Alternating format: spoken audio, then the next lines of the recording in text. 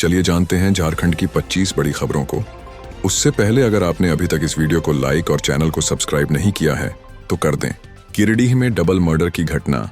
गिरिडीह के लुकैया गांव में एक व्यक्ति ने अपनी पत्नी को चाकू से मार डाला। इसके बाद गुस्साए परिजनों ने उस व्यक्ति की पीट कर हत्या कर दी। पुलिस ने दोनों शवों को पोस्टमार्टम के लिए भेज दिया है।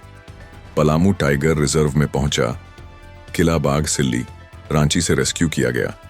बाघ अब पलामू टाइगर रिजर्व में छोड़ा गया है। इसका नाम किला बाघ रखा गया है क्योंकि 2023 में इसे पलामू किला इलाके में देखा गया था। यह बाघ कई जिलों और बंगाल बॉर्डर तक घूम चुका है। झारखंड में भारी बारिश का अलर्ट। 29 और 28 जून को रांची समेत कई जिलों में भारी बारिश और बिजली गिरने की चेतावनी दी गई है। 27 जून गुमला, सिमडेगा, खूंटी, सिंहभूम और सरायकेला में बारिश। 28 जून चतरा, हजारीबाग, कोडरमा, रामगढ़ और रांची के कुछ हिस्सों में बारिश की संभावना। पीड़ितों को मिलेगा 10.19 करोड़ का मुआवजा। झारखंड सरकार ने 16 जिलों के पीड़ितों के लिए 10.19 करोड़ रुपए का मुआवजा मंजूर किया है। ये राशि आपदा प्रबंधन विभाग द्वारा दी जा रही है। JSSC CGL पेपर लीक मामला। इस मामले में हाई कोर्ट में CBI जांच की मांग पर सुनवाई हुई। सरकार ने बताया कि CID जांच कर रही है। अगली सुनवाई 16 जुलाई को होगी। तब तक रिजल्ट पर लगी रोक जारी रहेगी। राज्यव्यापी नशा मुक्ति अभियान। 10 से 26 जून तक झारखंड में नशे के खिलाफ अभियान चलाया गया। नुक्कड़ नाटक, रैली और कार्यक्रमों के जरिए लोगों को जागरूक किया गया। जगन्नाथपुर मंदिर में रथ यात्रा और नेत्रदान कार्यक्रम। 27 जून को रथ यात्रा निकलेगी। एक दिन पहले गुरुवार शाम को नेत्रदान महोत्सव और मेले की शुरुआत होगी।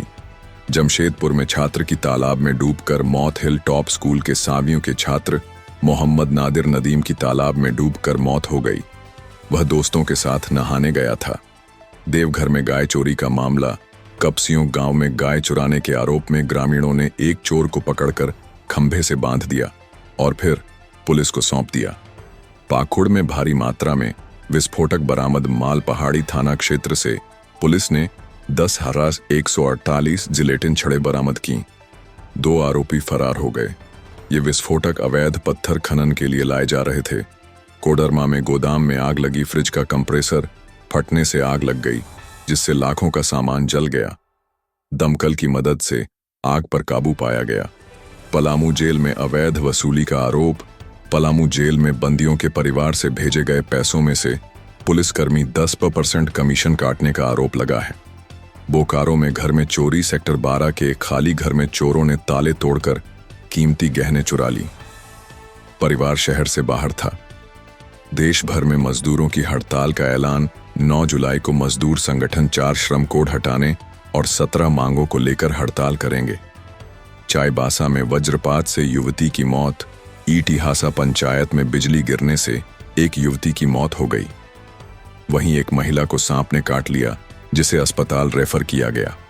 राष्ट्रीय कबड्डी प्रतियोगिता में झारखंड की टीम 28 जून से 1 जुलाई तक हरिद्वार में अंडर 18 राष्ट्रीय कबड्डी प्रतियोगिता होगी।